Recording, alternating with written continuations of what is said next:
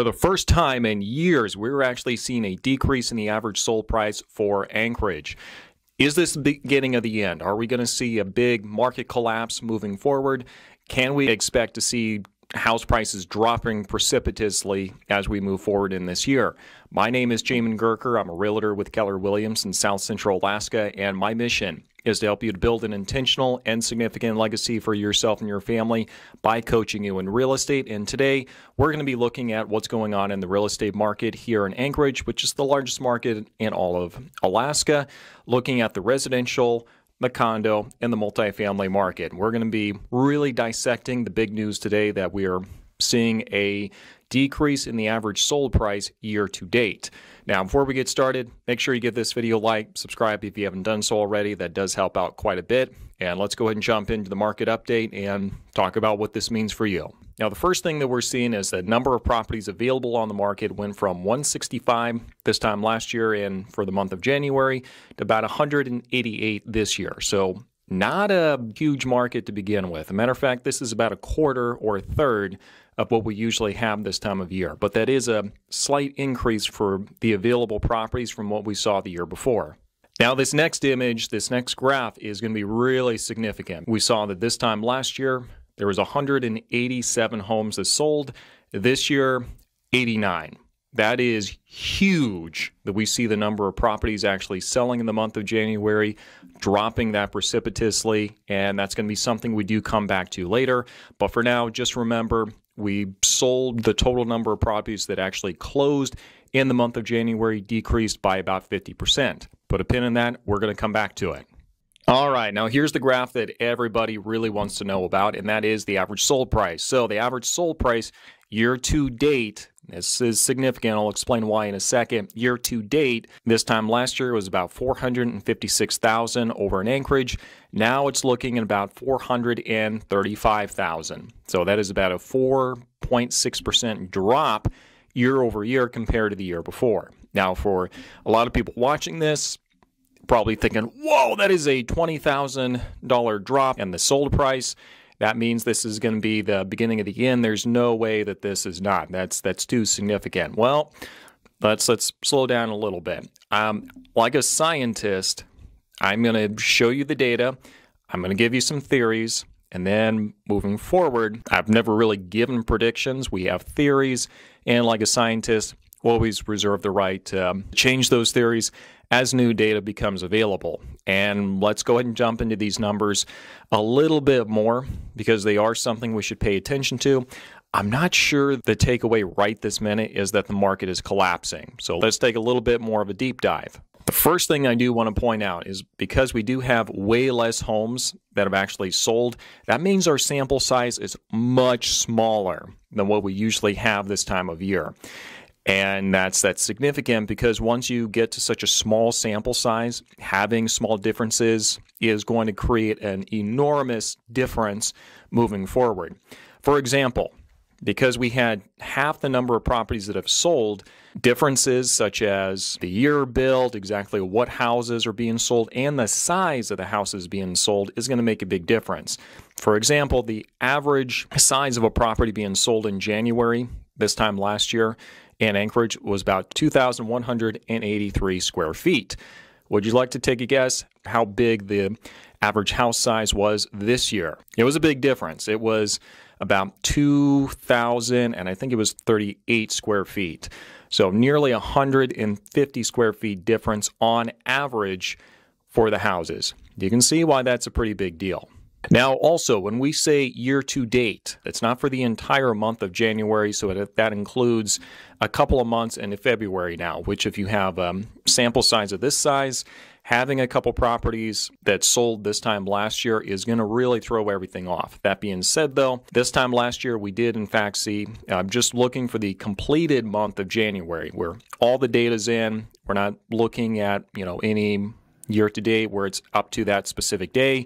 Looking at the entire month of January, though, we still see decrease where it went from about 438,000 to about 436,000. So we do see a slight decrease in the average sold price when we look at the entire month instead of year to date. And I mean, that is something we want to pay attention to. Also keep in mind, though, On average, the houses were a lot smaller this year, really across the board compared to what they were last year, and that's to be expected. Also, the average sold price per square foot actually went up, because the average sold price per square foot was approximately $204 per square foot. This year, it was about $218, $219 per square foot in the month of January. So you can see that even though, yes, on paper, like the average sold price has really gone back, once you start peeling back some of the layers, it does start to make a little bit more sense and kind of gives you a little bit more context about what it is that we're talking about. So really the big takeaway from this graph is really dive into the numbers a little bit more. Don't just take things at face value. There's definitely going to be some takeaways both for buyers and sellers, because this is the first time this happened in years, so I don't want to brush it off. I also want to put it in context for you. Now, we've talked enough about this.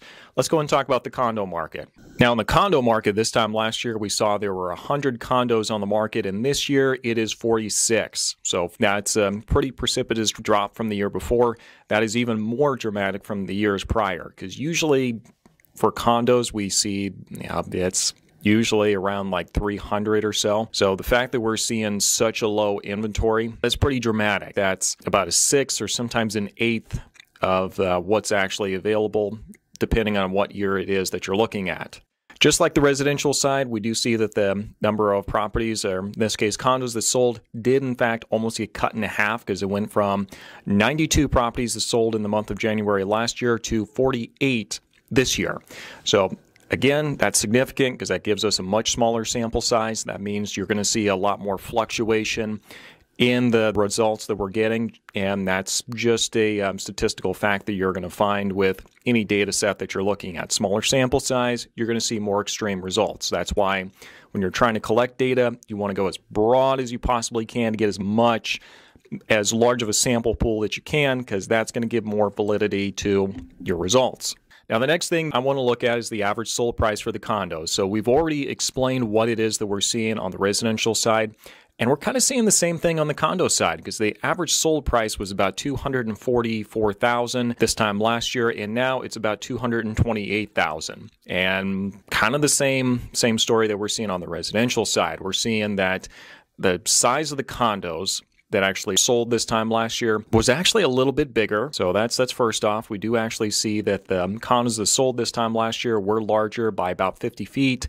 Doesn't sound like a big difference, but the average size was only about 1,200 square feet to begin with. So a 50-foot difference actually proportionally does make a pretty big change. That being said, though, looking at the value of the condos in those specific, like just looking at January instead of the year to date, we do see that went from about $230,000 to $228,000.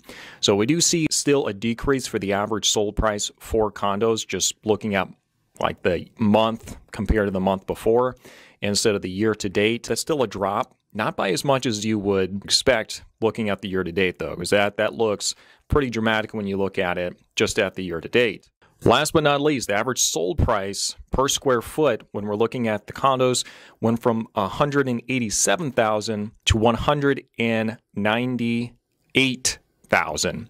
So despite the fact that you're seeing a slight dip in the average sold price, the sold price per square foot is actually going up, which means that realistically, is there a drop in value of condos? I wouldn't really expect that just from what I'm seeing. It seems more like we just have smaller condos that are selling, and January is not a particularly lucrative month for real estate just in general here in this area because it's cold and no one really wants to do anything. Now, let's go and take a break real quick here. For those of you who have been watching the last couple months, you will know that I have collaborated with a lot of my colleagues across the state to bring you market updates for what's going on in all the major markets all the way across the country, looking at all the way across the state, looking at Fairbanks, looking at the Talkeetna and Willow area starting this month with Mr. Ken Hagler. We have, obviously, myself here in South Central Alaska. We've got Homer, we've got Kenai, we've got Kodiak. and we have Southeast Alaska looking over there in Juneau. So we've got market updates all over the place. When you're seeing market updates from people other than me, that's what's going on there. And also, if you're considering moving to Alaska in the near future, feel free to reach out to me and be happy to give you a copy of my relocation guide. Now, let's go and finish today's market update looking at the multifamily sector. Now, looking at the multifamily sector, we're seeing a little kind of more of the same over there because number of properties that were available this time last year was 72, which was low. Now it's sitting at 35. So we're actually seeing that there's about, again, half of the available inventory that we had this time last year for multifamily. Following the same trend as what we're seeing in the other asset classes, is there were 32 multifamily properties sold in the month of January last year. Now it's 18. So we are seeing a pretty similar trend going in multifamily as well, where we have about half of the properties selling as what we had this time last year. Now, last but not least, let's look at the average sold price. So the average sold price went from about $509,000 this time last year to about $459,000 this year. And that does mean that there's nearly a 10% drop in the average sold price. Again, we could really pull back the layers on this one. Once you start looking at multifamily, I mean, there are just so many factors to try to control for, just because there's so many different types of multifamily, because it goes all the way from duplex all the way up to the big commercial property with like 30, 60, 100 units in it. So you can see how it's always going to be kind of a volatile asset class. But I'd be willing to bet if we pull back some of the layers, you would start seeing kind of the same trends that we're seeing on the residential and the condo side. So what does all this mean for you if you're looking at buying, if you're looking at selling, or looking at investing? Well, first off, if you're looking at buying, I wouldn't necessarily say, oh, the market's crashing, let's just wait and see what happens here. I'm not real sure that's what's going to happen. You know, like I said before, we're seeing the sold price per square foot that is actually continuing to rise. I think once we start getting more properties coming back onto the market, just looking at it statistically and analyzing it that way, I suspect you're going to see the average sold price going back up, because that price per square foot is going to make the prices go up once we do start getting some more options and the size of the properties go up appropriately. So I'm not really seeing a collapse in the market anytime soon. I mean, I could always be wrong. Like I said, let's approach it like a scientist, and if we get more data, then we'll incorporate that and change any theories we have. But right now, my theory is that this probably isn't as big of an indication of the market collapsing as you would think. It is something we need to pay attention to, and we're going to make sure that we do that here on this channel. I'm not really seeing any collapse in this market, though. This is something we do need to keep a pretty close eye on. If you are a seller, if you needed to be told one more time that you're not in the market that your neighbor was in when they sold their property in 2021 or 2020 or even last summer, then this is definitely it. You know, we're still seeing the price per square foot going up, so that's good. And as soon as we get a larger sample size and it's not as volatile with it being a smaller sample size, I expect that is going to be reflecting of that. But still, there's less demand than there was before. There's starting to become a little bit more inventory comparatively to the year before. Still not a whole lot in the grand scheme of things. Yeah, you still have to be aware you're not in the market that your neighbors were in before, where there was low inventory and high demand. There's less demand now, which means you got to stop playing around with trying to get the new neighborhood record for the highest price that you can possibly get. You need to make sure that you are pricing aggressively and making sure that you're enticing these buyers that are getting a little timid with all the big headlines that are coming out and everyone that's trying to scare them. So make sure that you're not stuck holding the bags when the music stops and the market, comes to the end of this selling season this year. For those of you who are investors, the big thing I would say, make sure that you are running all your comps. Make sure you're not being too speculative and you're just going, well, if it's, if I can get this much for rent, if I can increase it by 20 or 30%, then it's going to be this much. I wouldn't, let's make sure you're being very conservative with your numbers and make sure you're staying within your math and don't get yourself too spread out, because investors are best served when you have a large pile of cash ready to go to take advantage of opportunities as they come along. If they do come along, there's always going to be opportunities in every market that we're in. So that's what we're seeing. Not expecting to see a big market crash anytime soon. This is 1 month. It does not establish a trend. Historically, what the federal government has done is it said that we have to have multiple months, I believe it's an entire quarter, of the numbers being down before a recession will be declared, and that's because 1 month all by itself does not establish a trend. So we're going to give this another 2-3 months before we make determinations one way or the other. And like I said, we do make sure that we reserve the right to change that opinion if more data is forthcoming and we have more than what we have in front of us. But just going strictly off of this without speculation, it's something we need to pay attention to. But once we start pulling back some of the layers here and look at the nuance, I'm not seeing as much of a collapsing market as some people might say, just looking at it at first glance. So I hope this has been useful for you. If you have questions, reach out to me down below. If you're looking at getting your house on the market, then we definitely need to be talking right now to make sure that you're making the best decision that you possibly can. So thank you. We'll see you next time.